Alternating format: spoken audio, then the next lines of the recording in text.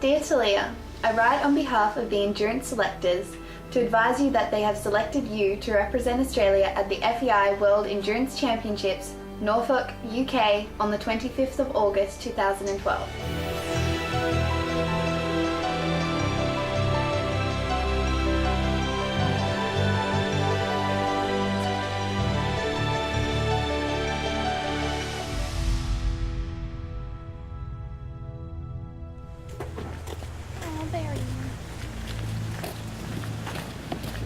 We first purchased Bombora in 2001 when he was just a yearling. He was out in the back of the paddock and no one else had wanted to purchase him. But then luckily my sister saw him and thought he was really cute and that we should definitely get him, and we did. Bombora's best and worst qualities are his stubbornness and perseverance. Because when he wants to finish that ride and he wants to do really well, he's going to try his little heart out. But if he doesn't want to do something and his stubborn side kicks in, then it's very hard to change his mind. It's been a long process getting to the World Championships, to an international event where I can actually ride my own horse, having previously competed internationally on other people's horses. So for the World Championships, it's been a year and a half in getting my qualifications, proving myself to the selectors, making sure the horse remains fit and sound and ready for the event.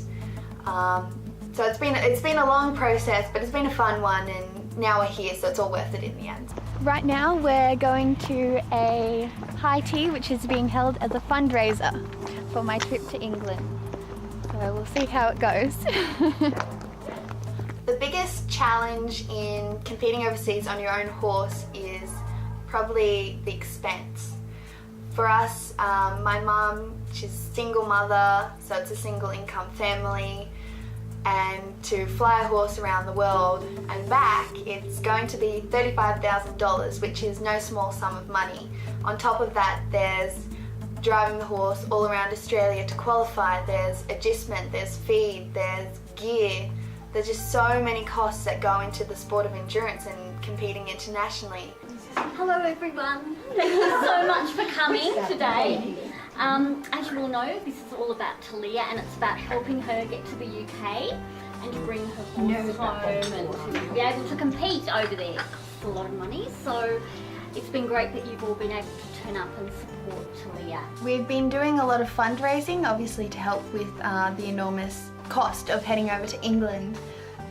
So this is our Possible site, and our goal is $10,000 and we've already got over 8,000, which is just amazing. Yeah, I'm just so happy and appreciative of how generous everyone's been, and especially a lot of the people here I've never met, don't know, yet they've come forward and heard about me and what I'm doing with my lovely boy Bombora and help support me, and it's just lovely people like you who are going to make this possible for us, so thank you.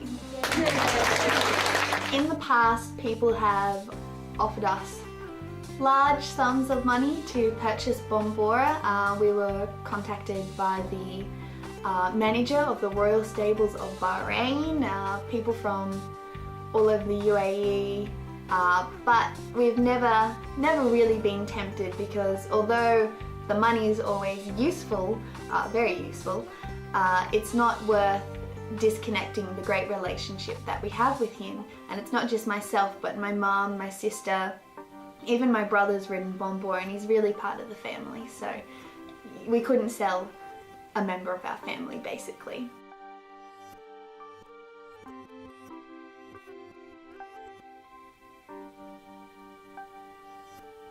Bombora has just arrived in the UK after a 36-hour transit from Australia, and now he's been in the airport for another number of hours, and hopefully he'll arrive here soon so we can get him on some solid ground and give him lots and lots of feed.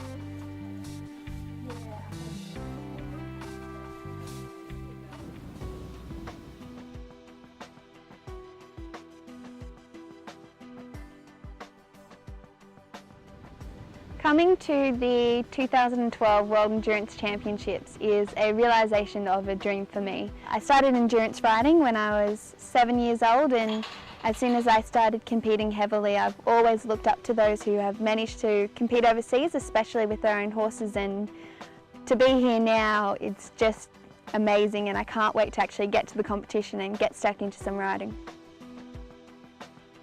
The World Endurance Championship is a 160-kilometre course of varying loops, of varying distances. There's 6 phases to it. The horses go back between each phase and are checked by the veterinary surgeons for their fitness to continue. They are thoroughly checked before they start the competition and then at set times during the competition, and the horse must pass all of the criteria to be allowed to continue. We have 37 countries entered, so it is truly an international event. What I'm most excited about, apart from the riding, is being amongst the best in the world, and hopefully I can take away a whole lot of knowledge from them and meet a whole lot of new people who maybe I will compete with in the future again in different countries. We have a definite entry of 153 horses and riders. This is one rider riding one horse for the whole distance. I believe the biggest challenge for Bombora and I will be just having so many other horses around us, and that's something that we're not going to be able to control.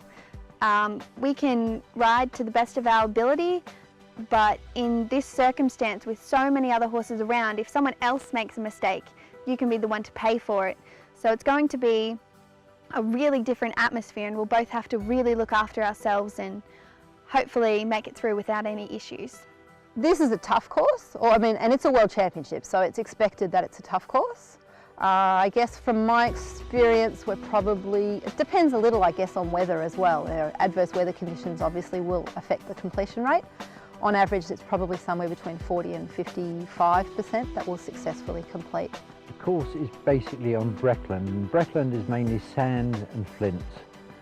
The course is comparatively flat to a lot of courses around the world, but it's a very technical course. There are a lot of changes of direction, and it would take a well-balanced horse to finish here. The constant turning and the inability, I guess, to maintain a constant speed for long periods of time is going to put a lot of demand on horses and riders. We've been working dirty on this championship for 2 years in the planning stages. The atmosphere at this event is going to be like nothing I've ever seen at an endurance competition before. It's 150 of the best horses, the best riders, and a lot of effort has gone into making sure this event is one to remember, and for me it most definitely will be. My main advice to any riders: ride well within the capabilities of the horse. As I say, the course is deceiving. It is nice going. We have terrific going here, and the course is, as I said, comparatively flat. There's no challenges of mountains or very steep hills or anything like that. But be aware that, conserve as much energy in your horse in the early stages as you possibly can, and pick the good ground. Look where you're going. If I had a message for any rider that was going to complete the course that's being set on the 25th of August, it would be listen to your horse and ride to the conditions that are in front of you. If things change, you've got to change your plan. Right now we're off to the opening ceremony, and apparently there's been $1 million spent. I don't know if that's pounds or dollars, sorry. £1 million spent on this opening ceremony, so it's bound to be pretty extravagant. So I'm pretty excited to see what they pull out.